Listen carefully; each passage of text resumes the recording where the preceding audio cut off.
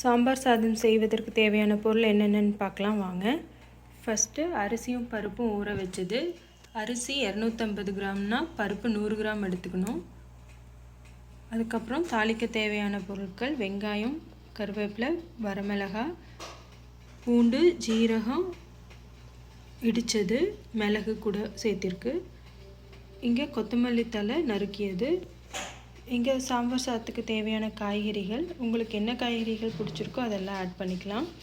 இங்கே cabbage, carrot, beans எடுத்திருக்கோம். தக்காளி ரெண்டு பழம் நறுக்கியது. கொஞ்சம் சாம்பார் தூள், மஞ்சள் தூள் ஆட் பண்ணிக்கலாம். உப்பு தேவையான அளவுக்கு ஆட் பண்ணிக்கலாம். இப்போ வாங்க செய்யறது எப்படின்னு பார்க்கலாம். ஒரு ப்ரெஷர் குக்கரில் கடலை எண்ணெய் ஆட் பண்ணிக்கோங்க. அதனோட ஸ்மெல் ரொம்ப நல்லாயிருக்கும் இந்த சாதத்துக்கு. ஸோ தேவையான அளவு கடலை எண்ணெய் ஆட் பண்ணிக்கோங்க. இங்கே ஒரு 3 டேபிள் ஸ்பூன் அளவுக்கு ஆட் பண்ணியிருக்கோம்.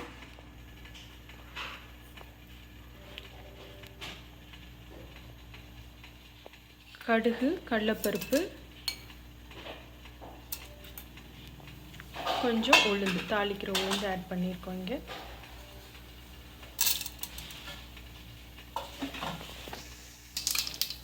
நல்லா கடுகு பொரிஞ்சு வரப்போ தாளிக்கிறதுக்காக வச்சுருந்த வெங்காயம், கருவேப்பிலை, வரமிளகாய் எல்லாம் சேர்த்துக்கோங்க. ஒரு பச்சை மிளகாயும் ஆட் பண்ணிக்கலாம்.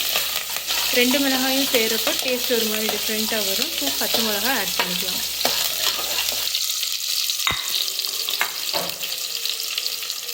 இப்போவே கொஞ்சம் உப்பு ஆட் பண்ணுறது உங்களுக்கு நல்லா வதங்கிறதுக்கு ஹெல்ப் பண்ணும். ஸோ உப்பு ஆட் பண்ணிக்கலாம். வெங்காயம் கொஞ்சம் வதங்கினதும் சாம்பார் தூளும் மஞ்சள் தூளையும் ஆட் பண்ணிக்கலாம். அந்த ஸ்மெல் பச்சை ஸ்மெல் போனதும் தக்காளி ஆட் பண்ணிடலாம்.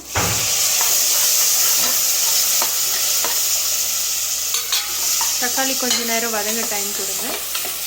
கூடவே தேவையான அளவு உப்பே ஆட் பண்ணிக்கோங்க. ஸோ தட் தக்காளி நல்லா வதங்கி வந்துடும்.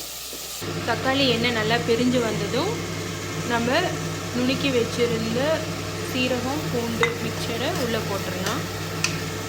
கூடவே காய்கறிகளையும் சேர்த்திக்கலாம்.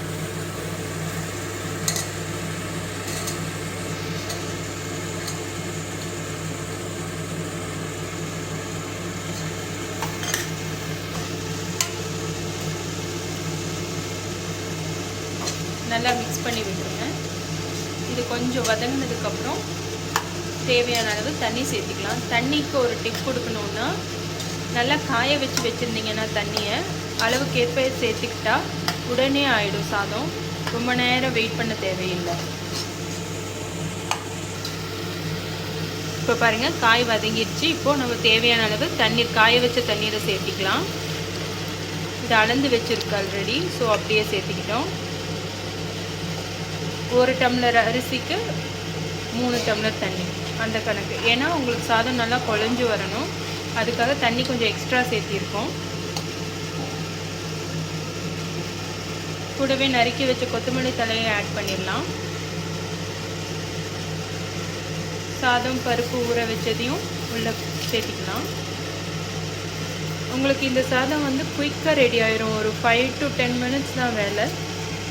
ஸோ ஈஸியாக பேச்சுலர்ஸ் எல்லாருமே சமைச்சு சாப்பிட்ற ஒரு சாதமாக இருக்கும். உங்களுக்கு தேவையான எல்லா நியூட்ரியன்ஸும் உள்ளே இருக்குது. பருப்பு, காய்கறி எல்லாமே ஆட் பண்ணியிருக்கோம்.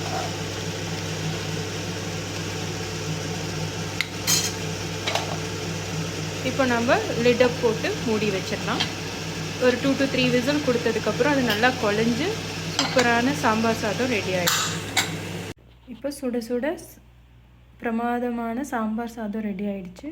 மேலே அப்படியே நெய் போட்டு கூட சைட் டிஷ்க்கு நம்ம அப்பளம் வச்சு சாப்பிட்டா ரொம்ப டேஸ்ட்டாக இருக்கும். ட்ரை பண்ணி பாருங்கள்.